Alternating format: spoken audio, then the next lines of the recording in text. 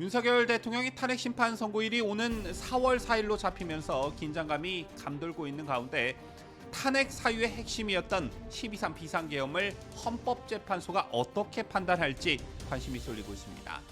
누가 뭐라 해도 이게 핵심이기 때문인데요. 윤석열 대통령의 비상계엄은 위헌인가 합헌인가, 또 만에 하나 위헌이라면 제게 파면에 이를 정도로 위법한지 많은 관측들이 그간 나왔었는데, 이번 영상에서는 좀 더 심도 있게 이것에 대해 논해보는 시간을 갖도록 하겠습니다.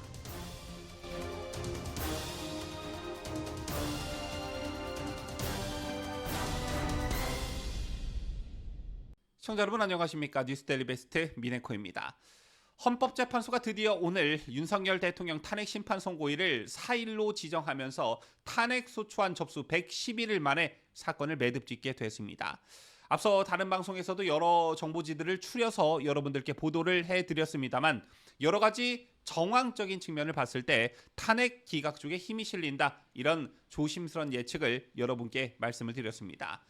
자, 무엇보다 소위 헌법재판소의 탄핵 인용파와 탄핵 기각파 간 좀처럼 이견이 좁혀지지 않는 상황에서 여야의 헌재에 대한 압박이 최고치에 달했기 때문에 약간 떠밀려 선고기를 잡은 측면이 강하다. 따라서 탄핵 인용파가 탄핵 기각파 재판관들을 극적으로 설득하는 데 성공했다, 이렇게 보기보다는 그냥 평행선인 상황에서 선고기를 잡았기 때문에 기각 가능성이 높다, 이런 것인데요.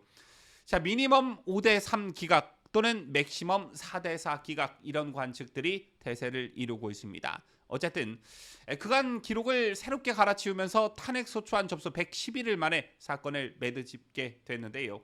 자, 오늘 선고기일 지정 소식을 듣고 그간 있었던 수많은 일들이 주마등처럼 스쳐 지나갑니다. 자, 이 모든 사태는 그 빌어먹을 한동훈에서부터 시작이 됐다, 이렇게 봐도 과언이 아니겠죠. 국회는 두 차례에 걸친 탄핵안 투표 끝에 비상계엄 선포 11일 만인 지난해 12월 14일 윤 대통령을 탄핵 소추하고 사건을 헌재에 접수했습니다.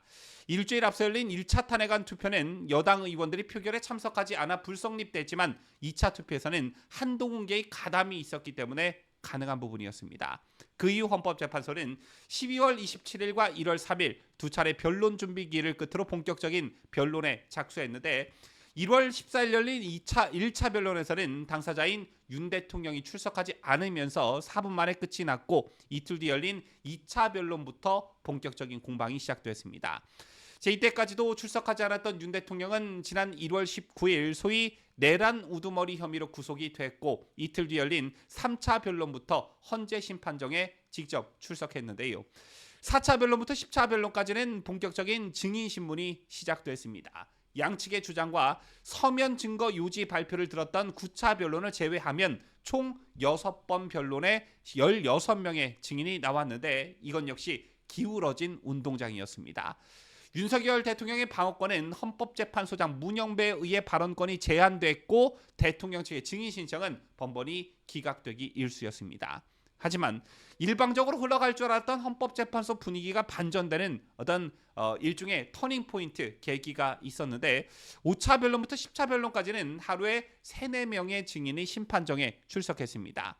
이진우 전 육군수도방위사령관, 여인영 전 국군방첩사령관, 곽종근 전 육군 특수전사령관, 김현태 707 특수임무단장, 그리고 조성현 수방사 제1경비단장 등 군 관계자들과 김봉식 전 서울경찰청장, 조지호 경찰청장 등 경찰 수뇌부가 출석해 국회 군경을 투입한 경위와 국회의원 체포 지시 여부 등에 관해 양측의 질문을 받고 증언했습니다.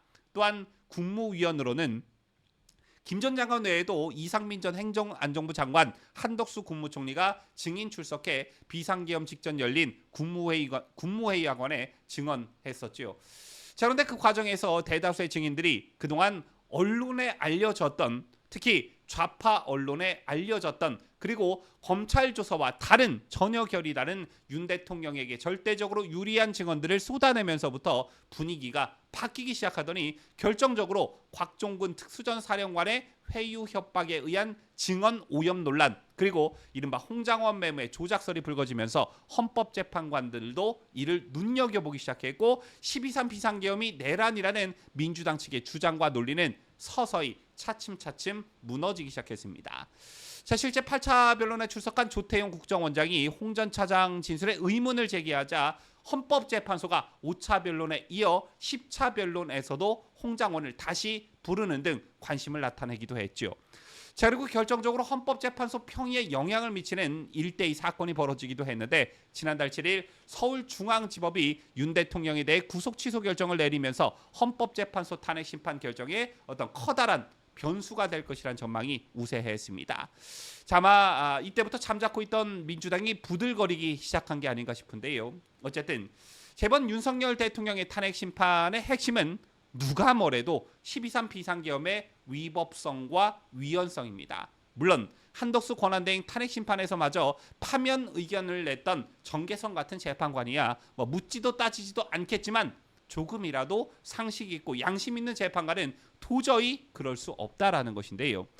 윤 대통령은 비상계엄이 시작되는 불과 몇 시간이 지나지 않아 국회의 요구에 의해 비상계엄을 합법적으로 해제했습니다. 계엄군은 국회와 중앙선거관리위원회 등에 출동을 했으나 확보를 위한 경계 부분만 이루어졌고 사상자는 단 한 명도 발생하지 않았습니다. 자, 이건 홍장원, 곽정훈의 일방적 주장처럼 애매모호한 게 아니라 드러난 사실, 팩트라는 것이죠. 장갑차, 암살조, 체포조 등은 그야말로 내란 프레임을 씌우기 위한 선전선동선 음모론이었고 드러난 팩트는 사상자가 단 한 명도 발생하지 않는 국회의 계엄 해제 요구에 따라 불과 몇 시간 만에 끝나버린 비상계엄이었다라는 것입니다. 그렇다면 대통령이 비상계엄을 선포할 정도의 국가적 위기 상황이었냐? 사실 이것과 관련해서 저 개인적으로는 비상대권은 대통령의 고유 권한이므로 이걸 가지고 탄핵한다는 것도 그렇고 이걸 임명선출직에 불과한 헌법재판소 재판관들이 결정한다는 것도 이치에 맞지 않는다고 생각합니다. 그럼에도 불구하고 굳이 사법기관의 심판을 받는 것이라고 한다면 비상계엄 요건은 그야말로 차고 넘쳤다. 일반 국민들이 알 수 없는 고급 정보를 가장 많이 습득하고 있는 대통령이 알고 있는 또 느끼고 있는 불안 요소는 상상을 초월한 것이었다라는 것입니다. 기억하시다시피 불과 몇 시간 만에 끝나버린 비상계엄을 두고 윤 대통령은 반국가 세력이라는 단어를 여러 차례 사용했습니다. 대한민국 국가의 존립의 위험이 감지되고 있었고 이는 간첩법으로 북한을 제외한 제3국의 정보원이나 간첩들을 처벌할 수 없는 현실에 대해 토로했고요. 또 제3국으로부터 포섭 결탁한 정치 세력, 주적인 북한 추종 세력, 그리고 제3국의 기술과 정보를 제공하는 매국 행위를 하는 세력, 또한 대한민국 영토 내에서 집시 시위의 자유를 근거로 혼란을 부추기는 세력들을 반국가 세력이라고 통칭한 것입니다. 또한 민주주의 꽃이라고 하는 선거를 총괄하는 선관위의 문제점도 가히 심각한 수준이었고 감사원장까지 탄핵하는 거대 야당의 국정마비 시도는 대통령 취임 직후부터 있어 왔습니다. 그런데 대통령으로서 이걸 어떻게 그냥 지나칠 수 있었겠느냐? 아마 윤석열 대통령이 어떤 보통의 정치꾼 출신의 대통령이었다면 그냥저냥 남은 임기 2년 반 해외 순방이나 다니면서 퇴직 후 보장된 전직 대통령에 대한 예우를 바라면서 그냥저냥 시간 때우기를 했을 테지만 대통령의 나름의 결단, 그게 바로 12.3 비상계엄이었고 처음엔 어리둥절했던 국민들이 대통령의 깊은 뜻을 헤아리지 못했지만 시간이 가면 갈수록 이래서 대통령이 비상계엄을 했구나라는 것을 실감하고 깨달으면서 탄핵 찬성과 탄핵 반대가 균형을 맞출 수 있었던 것입니다. 따라서 아직도 정우성 같은 배우가 나오는 서울의 봄 같은 영화와 현실을 구분하지 못해 마치 윤석열 대통령이 전두환 전 대통령에 준하는 무언가를 저질렀다고 생각하는 우매한 국민들이 있다면 제발 현실을 직시하시길 바란다. 이런 말씀 드리겠고요. 조금 전 잠깐 말씀을 드렸지만 헌법재판소는 김영삼 전 대통령의 긴급재정 경제명령 비상사태 선포와 관련해 헌법소원에 따른 심판을 한 적이 있었는데 그때 헌법재판소가 뭐라고 했느냐?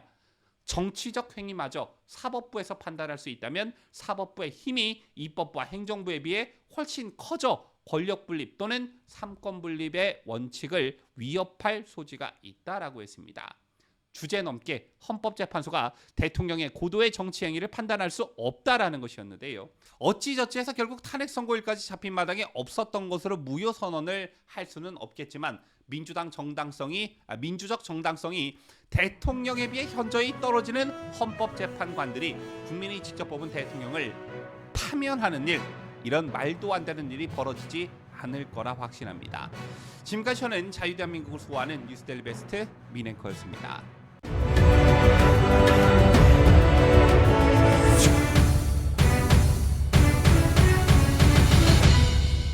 함께해요. 뉴스 데일리 베스트.